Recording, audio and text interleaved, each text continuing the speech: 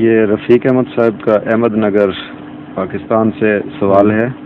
کہتے ہیں کہ اگر نماز پڑھتے وقت یا تلاوت کرتے وقت یا نظم پڑھتے وقت یہ خیال آ جائے کہ لوگ نمازی کہیں گے یا یہ کہیں گے کہ اچھی آواز ہے داد دیں گے تو کیا اس شخص کو نماز یا کوئی نیک عمل کرنا چاہیے یا نہیں؟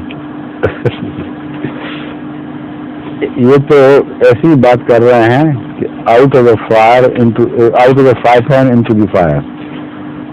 ایک برائی سے بچنے کے لیے اس سے زیادہ برائی میں مبتلا ہو جاؤ.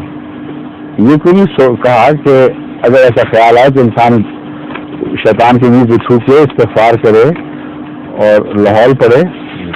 یہ کوئی خیال آ جائے کہ نماز سے چھٹی کر جاؤ. نماز سے چھٹی تو آپ کے اختیار میں نہیں ہے.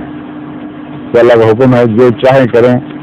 نماز سے تو آپ بچ نہیں سکتے اور بچیں گے تو اپنی ہلاکت کا سامان کریں گے.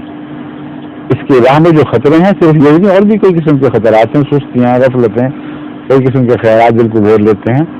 تو ان سے استغفار کرتے ہوئے بچنے کی کوشش کرنا، اللہ تعالیٰ سے مدد مانگنا یہ ضروری ہے. جب ریاکاری کا خیال آئے تو اس کو دل سے نکال دیں، استغفار کریں. اور اس کا علاج یہ ہے کہ راتوں کو اٹھ کر تہجد کی نماز پڑھا کریں جب کوئی نہیں دیکھتا. اور اگر آواز اچھی ہے تو اکیلے اس وقت تلاوت کر لیا کریں تاکہ جو ذہن دور پیدا ہوئے تھے وہ دل سے مٹیں. بہرحال یہ بچگانہ کا سوال تھا، مگر ہو سکتا کسی اور کے دل میں بھی آیا ہو، اس لیے جواب دے رہا ہوں.